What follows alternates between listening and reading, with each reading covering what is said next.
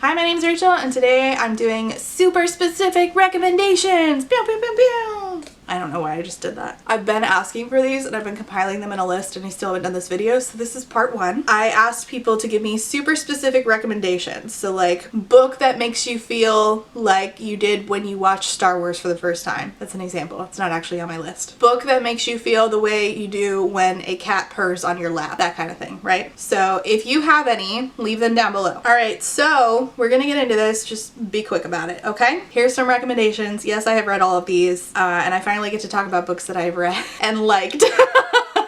It's so rare. First up, book that will make TERFs cry. TERF is a trans exclusionary radical feminist, if you don't know, who think that being trans is not okay. So my recommendation for this is Fresh Water by Akwaeke Emezi. I read this so long ago and I still think about it. And I recommend this because it does feature a trans character. Akwaeke Emezi themselves are, I don't remember the word for it. Hold on, I have to look it up. They are a Nigerian writer.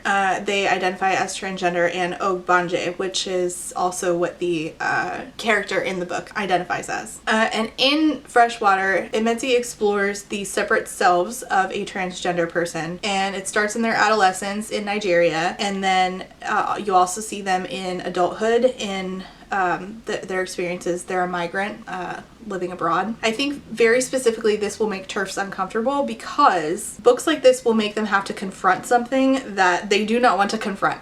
Which is that their version of feminism, this feminism that is trans exclusionary, is undeniably rooted in colonization and in white patriarchy, which is completely contrary to the liberation they claim to want for everybody. African spirituality and gender identities were thought of as more fluid before colonialism, and a similar thing can be said for Native Hawaiians and certain Native American communities, like Two-Spirit persons. So I think that TERFs very specifically will cry if they read this or anything like it that show that they are simply continuing the legacy of colonialism rather than just liberating cis women, which is what they want to do. Like, all you're doing is more colonialism, babe. You look stupid. Anyway, Freshwater by Akwaeke Emezi. A book that will heal you through brutal honesty is next.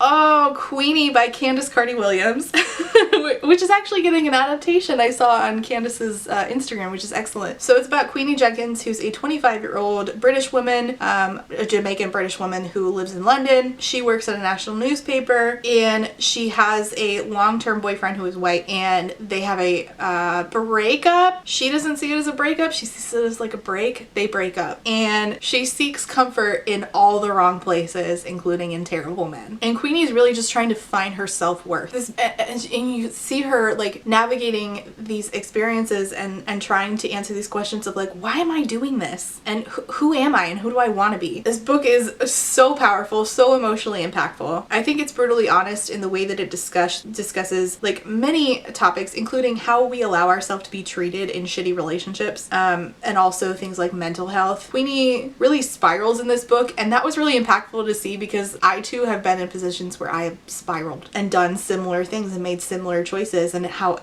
that affected my self-worth. I think it's really impactful to see these stories with characters who go through a time period of their life where they just make like really questionable choices and then eventually at the end come out of it on another side. Maybe not the best side, but another side. I don't talk about this book enough, but it has been one of the most impactful things that I've ever read to date. It is searingly honest, and I think everyone can relate to watching Queenie go through this breakup and spiral, but it's also very funny. Queenie felt like a friend. She also felt like me. She's the epitome of, if I don't laugh, I will cry, and also I might cry anyways. That's Queenie. I highly recommend this. I look forward to seeing the adaptation. Alright, next is a book that feels like an echo in an abandoned building. Oh! Piranesi by Susanna Clark. Piranesi. Literal abandoned building. Well, that's not really it, is it? Our main character is Piranesi, or is he? He lives in a house that has infinite rooms and corridors and hallways, and its walls are lined with statue upon statue upon statue. Everyone is different, nothing is the same. And there's also an ocean within this endless labyrinth of hallways, and sometimes it floods. So danger!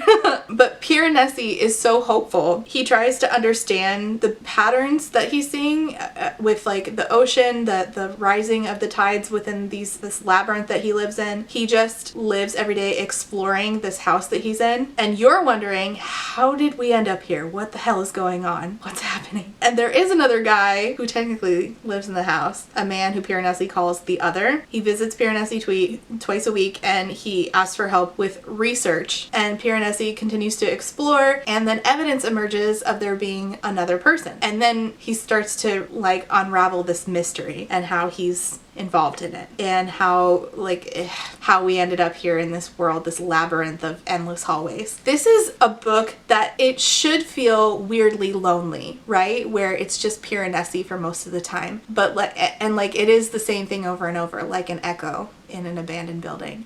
There's something like eerie and magical about it. And then I found like the mystery wrap up at the end to be very satisfying. Like I did not expect anything. I didn't know what to expect going into this book. I don't want to spoil anything for you. It's magical. It's brilliant. It's magical. And it feels to me like an echo in an abandoned building, because a lot of it is just echoes, like the same thing over and over in this endless labyrinth of hallways where Piranesi is just exploring and trying to figure out who he is and what this world is and why he's there. It's amazing. You should read it. Next is Necromancy but Diverse. Reign of the Fallen by Sarah Glenn Marsh. I thought the sequel was so bad I couldn't finish it, but the first one's great. It's about this girl named Odessa who is in this world. Everybody has different powers. There's like people who have like like they are connected to an animal. There's necromancers, and there's dead people who the necromancers bring back to life. And the dead are actually in charge of the kingdom of Carthia where Odessa lives. And the dead can, if they're not constantly covered, turn into a shade, which is like a monstrous zombie. And there's been a uptick in shades attacking. The necromancy community is like really fearful. And then Odessa meets a girl who has like animal magic, and they kind of got a spark there. So it's gay. It's bisexual actually. So it's necromancy, but it's diverse in its queer rep. I think it's great. It's a really good book. I really didn't like the sequel, but because I felt like it was really corny. Like that's the reason I DNF'd. But the first one, marvelous. Okay, books that feel like how fresh warm chocolate chip cookies taste. Oh my god! Midsummer's Mayhem by Rajani LaRocca. It's a super cute middle grade that is like a contemporary retelling of Midsummer's Night's Dream, but it's about a girl named Mimi and her family who she loves and adores, but she also loves to bake, and she idolizes this baker named Puffy Faye. She enters into a baking competition, but some magic is happening, and she starts baking stuff for her family, and then her family starts acting really funny, so she has to figure out how to like fix that. There's also a boy who he's like her friend, but he's not all that he seems. The book's just like really sweet, but it's also really heartwarming. I love how much Mimi adored her family, and there's like baking in it, but also actual literal recipes. Next is book that my cat would love. Listen, cats just want to be empowered to be the ferocious little beings that they are, right? Marcus's Misadventures by Jeremy M. Moore, for sure, would work for this. It's literally described by the author as a tale that is a must-read for cat lovers, and it's full of feline hijinks, is what he said, and I can confirm that. So it's about this guy named Marcus who finds this book called CAT, Tips and Tricks, in his employer's archive where he works, and he brings it home and he tries to teach his cat some tricks. His cat named Purloin, and then they get into a bunch of hijinks, and like it starts out with one of my favorite things, which is like it starts out where it's like people at a police station, and the cat is also at the police station, and you're like what's going on, and they're like, all right, so tell us what happened, and it's like bet you're wondering how I got here, but the cat's involved. It's so good. I thought it was like really funny and humorous. I think your cat would like it. Books that would make me dream some really weird shit. Primal Animals by Julia Lynn Rubin. That book was, oh man, what the fuck. It's about this girl named Arlie Gold, and she has some secrets in her past, some gross things that she did, like physically gross, that will make you have some weird dreams. And she's going to spend the summer at a college prep summer camp. You know what this is? It's like dark academia, but make it summer camp.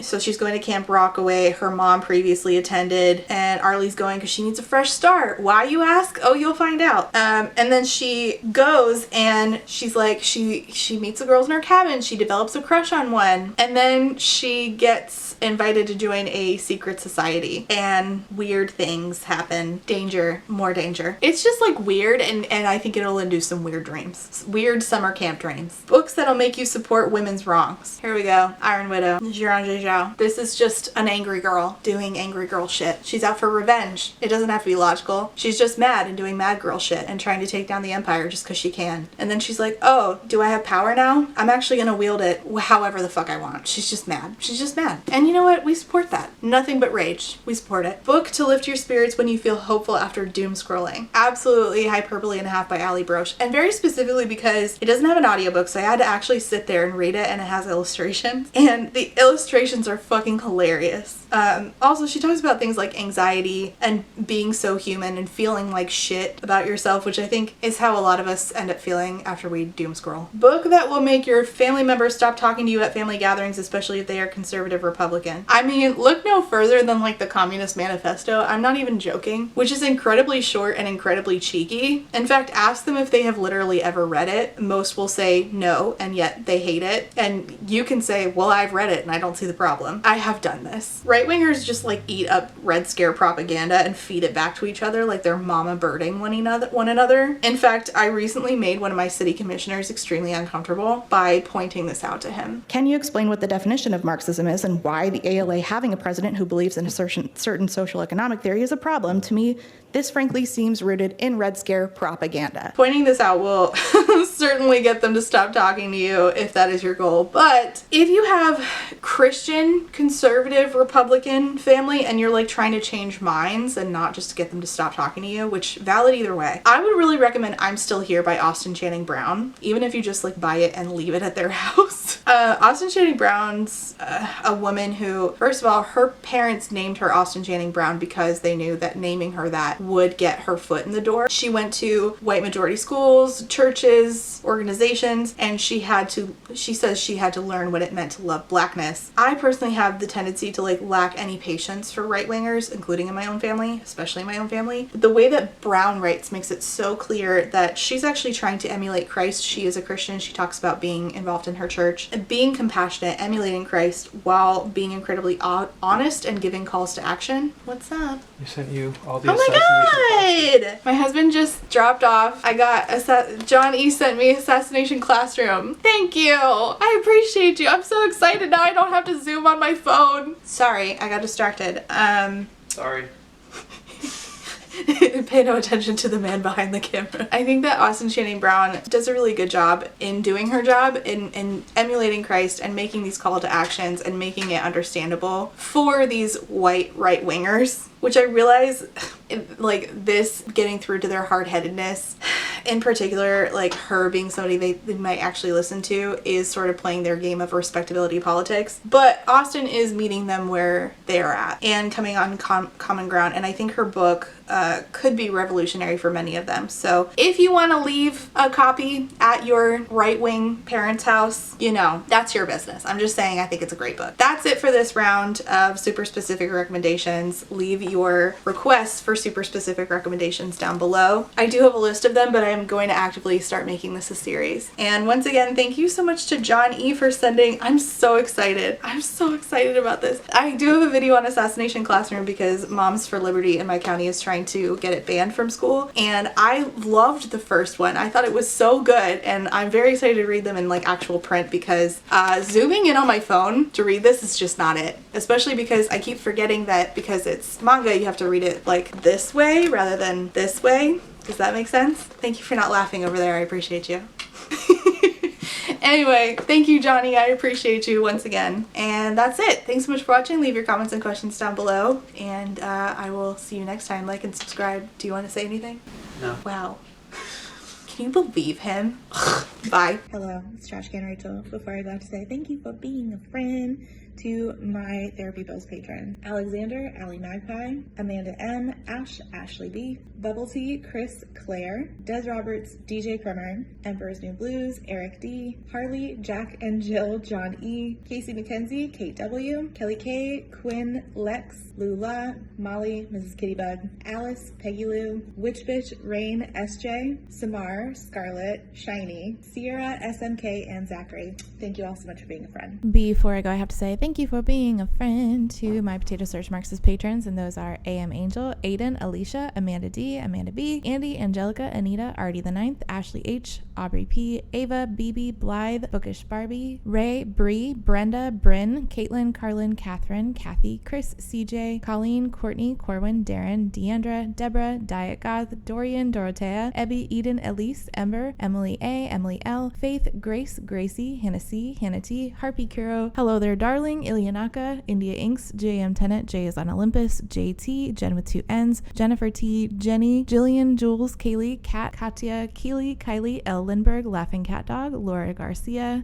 Lauren B, Library of Scars, Liz Cardigan, Lustful Octopus, Martin, Maddie, Marcella, Marquita, Maz reads sometimes, Melara, Meow Meow, Morgan R, Moth, James, Nat, Natalie, Never, Nicole G, Nicole R, Nicole T, Nikki, 9 Binary, Paige E, Paige P, Focklove, Pixel Stars, Puratheon, Quill, Rachel B, Raquel, Rat Sarah, Reba, Rebecca, Ren, Robin L, Rowan, Other Rowan, Samantha, Sammy, Sarah H, Sarah K, Sarah the Bear, Scarlett, Shanae, Shannon, Shayna, Sheena K, Sean, Sophia, Stephanie, Steven, Talia, 3 Old Dogs, Tiana, Trash Can Teddy, Sev, Valentine, Writer A, and Yesenia. Thank you all so much for being a friend.